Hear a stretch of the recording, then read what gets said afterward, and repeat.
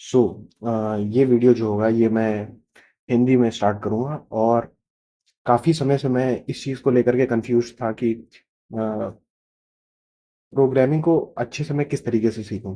मतलब मैंने पास्ट में पाइथन सीखने की कोशिश की है, मैंने जावास्क्रिप्ट सीखने की कोशिश की है और यूट्यूब पे कई सारे वीडियोज़ को देखने के बाद मैं भी कुछ समय पहले रस्ट भी सीख रहा था। लेकिन मुझे कुछ ऐसा लगा कि मैं टोटली उस चीज़ को यूज़ नहीं कर पा रहा हूँ।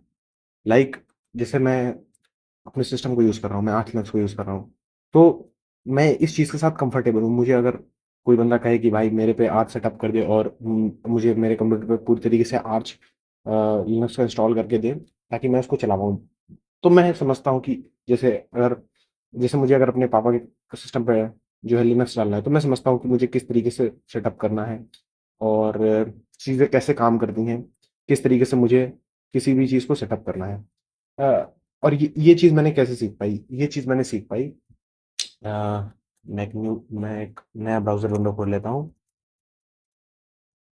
इसकी वजह से। एक्चुअली में इसके आगे मुझे विकी लगा देना चाहिए था, ताकि आर्च लिनक्स की जो ये है विकी, ये खुल जाए। तो पॉइंट ये है कि जब मैंने आर्च लिनक्स को स्टार्टिंग में तो मैंने 1-2 यूट्यूब वीडियोज़ देखे थे। एक वीडियो था ल्यूक स्मिथ का, वो मैंने देखा था और उसके बाद मैंने 1-2 और वीडियोज़ देखे थे थोड़ा इन सब चीज़ों के बारे में सीखने के लिए और कैसे विम को यूज़ करते हैं, इन सब चीज़ों को स्टार्ट करते हुए। लेकिन धीरे-धीरे मुझे पता चला कि एक्चुअली में अगर मोस्टली इन जनरल किसी भी लिनक्स बेस्ड ऑपरेटिंग सिस्टम से रिलेटेड कोई अगर मेरा क्वेश्चन है या फिर मैं कहीं पे फँस गया हूँ, जैसे कल मैं अपने सिस्टम पे इंस्टॉल कर रहा था MariaDB। जिन लोगों को नहीं पता है MariaDB क्या है, तो अगर मैं सिंपल सा अपने पैकेज मैनेजर में सर्च करता हूँ तो ये एक माई सीक्वल का अल्टरनेटिव है जो कि ओपन सोर्स है। क्योंकि मतलब इतना ज़्यादा समझने की कोई वो नहीं है, लेकिन अ, कुछ लाइसेंसेस को लेकर के लफड़ा हुआ था माई सीक्वल के साथ, तो लोगों ने मारिया डीबी लिख दिया। हो सकता है मुझे एग्जैक्ट पता भी ना हो क्या कारण है, लेकिन हाँ, तो मैं कल इसको सेटअप कर रहा था और जो मेरा ऑपरेटिंग सिस्टम है ये थोड़ा डिफरेंट है। ये एक्चुअली में आर्च भी नहीं है, आर्टिक्स है। तो मैं अच्छे से सेटअप नहीं कर पा रहा था मारियाडीबी को। कुछ एरर्स आ रहे थे, लेकिन फिर मैं जैसे कभी भी कोई प्रॉब्लम आती है उस प्रॉब्लम को सॉल्व करने के लिए अगर बंदे को पता है कि करेक्ट तरीका क्या है तो वो आर्च विकी पे जाता है। तो मैं भी आर्च विकी पे गया। मैंने सर्च किया यहाँ पे मारियाडीबी और जो प्रॉब्लम थी वो थी ये। मुझे ये कमांड रन करनी चाहिए थी और ये कमांड रन करते ही सब कुछ सही हो गया। सारी चीज़ें प्रॉपरली काम करने लग गई और मैं मतलब जो है प्रॉपरली मारियाडीबी को अपने सिस्टम पे सेटअप कर पाया।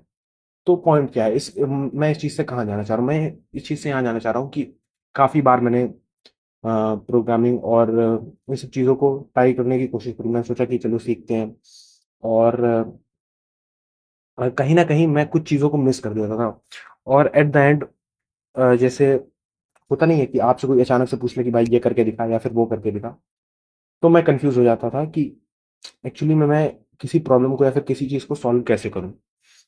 तो अ, मैंने किया क्या, एक्चुअली में मैं काफ़ी समय से ट्यूटोरियल हेल में था। मतलब मैं ये यूट्यूब वीडियो देखता था, वो यूट्यूब वीडियो देखता था कि कोई चीज़ को कैसे सीखें या किसी प्रॉब्लम को कैसे टैकल करें, लेकिन फाइनली मैं कहीं पहुँचता नहीं था। तो पिछले 2, 3, 4 घंटों में रिसर्च करके मैंने एक रोड मैप तरीके का तैयार किया है कि मुझे इस साल क्या करना है और कैसे करना है और क्यों मुझे ये चीज़ कंप्लीट करनी है। तो मेरा एम क्या है? मेरा एम है इन 3 चीज़ों को कंप्लीटली पढ़ डालना।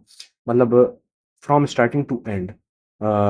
जिन लोगों को नहीं पता, ओडिन प्रोजेक्ट एक फ्री एंड ओपन सोर्स अ, ये कह सकते हैं डॉक्यूमेंटेशन टाइप से, क्योंकि इसको पढ़ने पे ऐसा ही लगता है कि ये डॉक्यूमेंटेशन की तरह है। डॉक्यूमेंटेशन है कि कैसे कोई बंदा वेब डेवलपमेंट सीख सकता है।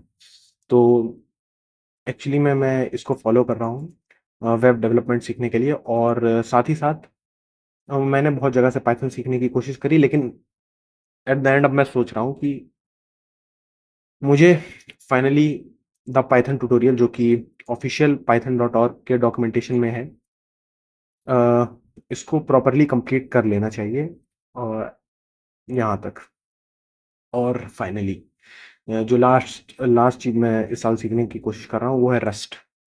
और एक चीज़ और है कि रस्ट से पहले मैंने किसी भी लो लेवल प्रोग्रामिंग लैंग्वेज में बहुत अच्छे से प्रोग्राम नहीं किया है।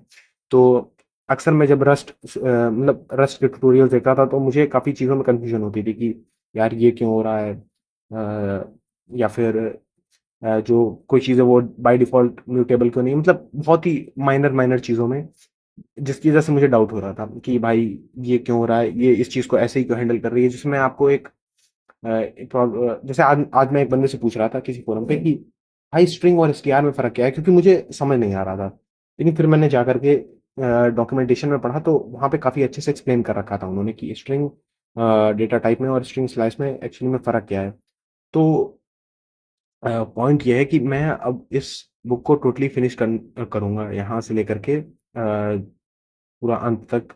और इस बुक की एक अच्छी बात ये है कि यहाँ पे ये लोग एक प्रोजेक्ट भी बनवा रहे हैं जो कि है मल्टी थ्रेडेड वेब सर्वर। तो होपफुली मैं कंप्लीट कर पाऊँगा। और इस वीडियो को बनाने का पॉइंट ये है ताकि मेरे जो भी विचार हैं या फिर जो भी मेरा थॉट प्रोसेस है उसको मैं कहीं एक जगह पे अपलोड कर सकूँ, जिसको मैं बार-बार अगर मैं कहीं डिस्ट्रैक्ट हो रहा हूँ या फिर मैं किसी और चीज़ों में फँस रहा हूँ, तो बार-बार मैं उस वीडियो पे आ पाऊँ और देख पाऊँ कि मैंने किस तरीके से इस चीज़ को सीखना या फिर इन तीनों चीज़ों को पढ़ना स्टार्ट किया था और मुझे क्यों उन चीज़ों पर ही रहना है और इधर-उधर नहीं भटकना है। तो इस वीडियो को बनाने का पॉइंट ये है कि अ, मैं अपने थॉट प्रोसेस को एक जगह रखना चाहता हूँ, जस्ट इन केस मैं फ्यूचर में कहीं डिस्ट्रैक्ट होता हूँ। और अगर तुमने ये वीडियो देख लिया है तो